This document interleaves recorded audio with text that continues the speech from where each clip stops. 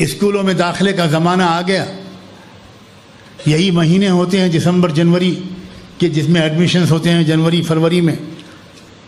اب داخلہ کراتے وقت اپنے بچوں کے بارے میں کون سا اسکول چننا ہے اس بارے میں سوچو. یہ جو لوگ آج اسلام کے خلاف بول رہے ہیں، مسلمان ٹی وی ڈیبیٹس میں حصہ لے کر اور دھڑلے سے اسلام اور شریعت کے خلاف بول رہے ہیں، یہ سب وہ لوگ ہیں جنہوں نے کانوینٹ اسکولوں میں تربیت پائی. یہ سب وہ لوگ ہیں جنہوں نے دشمنوں کی گود میں اپنے بچوں جنہوں نے تربیت پائی. اب وقت آیا، اب آپ کے سامنے فیصلہ کرنا ہے. آپ کو فیصلہ کرنا ہے اپنے بچوں کے بارے میں. اکثر اس میں عورتیں اپنے شوہروں کو گمراہ کرتی ہیں. اکثر اگر مردوں کے دل میں کچھ جذبہ آ بھی جاتا ہے تو عورت کہتے ہیں ارے کیا کر رہے ہیں آپ کیا کر رہے ہیں، اس کا کیریئر خراب ہو جائے گا، اس کا کیریئر خراب ہو جائے گا. سبحان اللہ، کیا ماں ہو تم کیا ماں ہو. تم اپنے بچے کی آخرت تو تباہ کرنے کا فیصلہ کر رہی ہو. کیسی ماں ہو تم. اس کا عقیدہ، اس کا ایمان، اس کی فکر، اس کی سوچ، اس کے جذبات، اس کی وفاداری سب تباہ ہو جائیں. وہ دشمنوں کے ہاتھ کا ایک آلہ کار اور ہتھیار بن جائیں. تم اس پر آمادہ ہو. یہ وقت ہے بہت سوچ سمجھ کر فیصلہ کرنے کا. ایک نو مسلم تھا، ایک شخص تھا جو یہودیوں میں پیدا ہوا اور پھر وہ اسلام لایا. لیوپولڈوس اس کا نام تھا پہلا، بعد میں اس کا نام اسلام لانے کے بعد محمد اسد رکھا گیا. بہت بڑا رائٹر، مصنف، مفکر تھا. اس نے اپنے اسلام لانے کے بعد بھی بہت ہی عجیب و غریب کتابیں لکھی ہیں. اس کی ایک کتاب کا نام ہے روڈ ٹو مکہ. اپنے اسلام لانے کی پوری داستان لکھی ہے. اس نے یہاں تک لکھا ہے کیونکہ اس نے بڑا دورہ کیا اسلامی ممالک کا، اور اس نے اسلامی ممالک کو ایک کشمکش کے درمیان دیکھا کہ ایک طرف صورتحال یہ تھی کہ ایک modern western system of education ایک حملہ آور تھا، اور لگتا یہ تھا کہ ملکوں کی ترقی اس ایجوکیشنل سسٹم کے بغیر نہیں ہو پائے. اور دوسری طرف یہ بھی سامنے تھا بالکل کہ جو 2-3 نسلیں ان ایجوکیشنل کالجز اور سسٹم سے پڑھ کر نکلیں وہ اسلام کی دشمن بن گئیں. وہ فلم ایکٹر بنے، ایکٹریس بنے، شاعر بنے، موسیقار بنے، ادیب بنے، جرنلسٹ بنے، پولیٹیکل لیڈر بنے، سوشل ایکٹیوسٹ بنے، اکنامسٹ بنے، لیکن سب اسلام کے خلاف.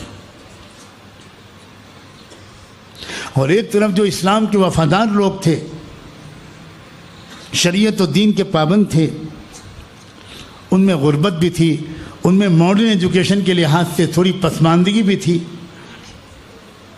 تو یہ جو مغربی نو مسلم، اس سے لوگ پوچھتے تھے، اس کو لوگ آئیڈیل سمجھتے تھے کہ واٹ شوڈ وی ڈو، ہمیں کیا کرنا چاہیے، ہمیں کون سا ایجوکیشنل سسٹم اڈاپٹ کرنا چاہیے، ہمیں اپنے بچوں کو کہاں پڑھوانا چاہیے.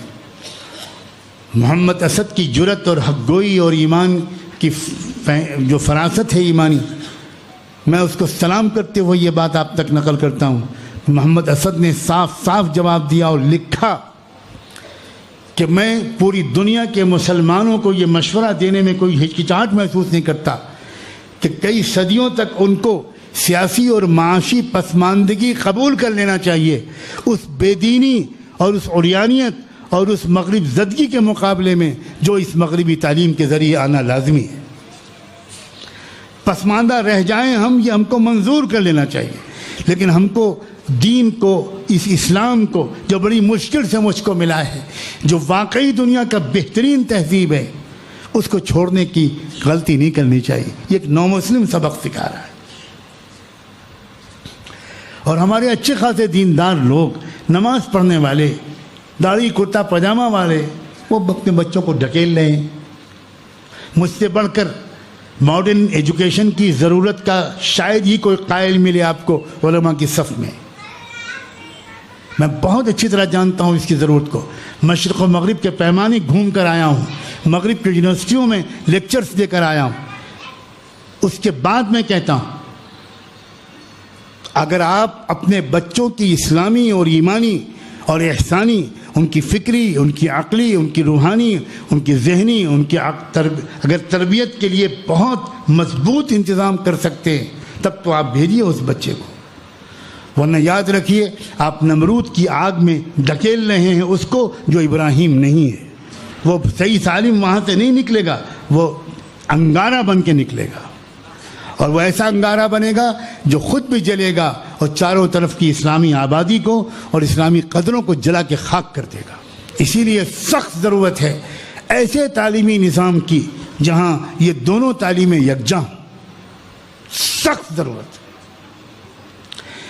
میں کیسے سمجھاؤں کہ یہ وقت کا کتنا اہم کام ہے، کیونکہ بلا شبہ ہم کو جو پولیٹیکل لیڈرز تیار کرنے ہیں، جرنلسٹ تیار کرنے ہیں، پروفیشنلز تیار کرنے ہیں، ڈاکٹر اور علماء اور وکلاء اور ججز تیار کرنے ہیں، وہ تیار کرنے ہیں جو حدیث و قرآن کے ماہر ہوں، اسلام کے علم بردار ہوں۔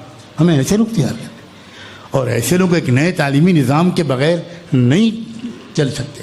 تو جہاں یہ امکانات ہو وہاں اس کو ترجیح دیجیے، جہاں یہ امکان نہ ہو وہاں کم سے کم اپنے بچوں کے داخلے کے موقع پر آپس میں جب مشورہ کیجیے تو کیریئر کے ساتھ ساتھ آخرت کو سامنے رکھیے۔ اگر آپ ایمان رکھتے ہیں آخرت پر، اگر یقین ہی نہیں ہے کہ مرنے کے بعد نہ جنت ہے نہ جہنم، یہ سب بکواس ہے اور جھوٹ ہے، تو پھر جو چاہے کیجیے، پھر آپ کو کون مشورہ دینے کا مجھے حق ہے۔ افسوس یہ ہے کہ بچوں کے داخلے سے پہلے مشوروں میں آخرت کہیں نہیں آتی، کوئی پوچھتے ہی نہیں، کبھی نہیں تذکرہ آتا کہ میں کس اسکول میں اپنے بچے کو بھیجوں کہ میرے بچے کی آخرت بچ جائے۔ یہ ہے مسلمان ماں اور باپ کی سوچ۔